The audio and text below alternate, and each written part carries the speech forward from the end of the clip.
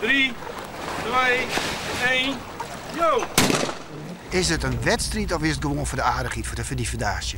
Nou, dit is gewoon een knalharde wedstrijd. Ja? Als je aan zou zeggen hoe je geschild wordt, maar het meest wijs in de bek, prachtig.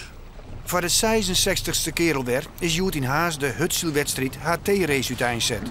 Het deelnemersveld van zo'n 140 boten maakt de organisatie tevreden.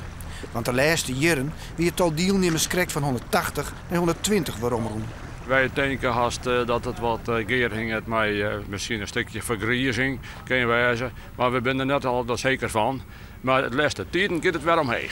De organisatie wil noemen hield dit nieuwe elementen de HT-race daar een van de spannendste zielwedstrijden van ons landmeidje. Wij houden het aantrekkelijker maken met een extra route. Een extra route die wat verder de zee ingaat. En dan kom je jou echt te landen in de stortenmelk een stukje in de Waardzee, je mijn meidje.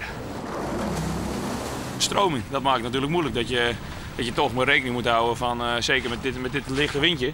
Van ja, zit ik niet te dicht op de startlijn. Je moet natuurlijk met de Pollendam moet je rekening houden. Dan moet je niet opklappen, dat is wel vervelend. Dus ja, dat maakt het wel leuk.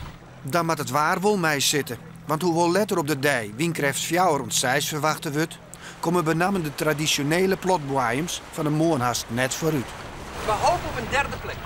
Niet voor de eerste plek? Ja, dat wordt erg moeilijk.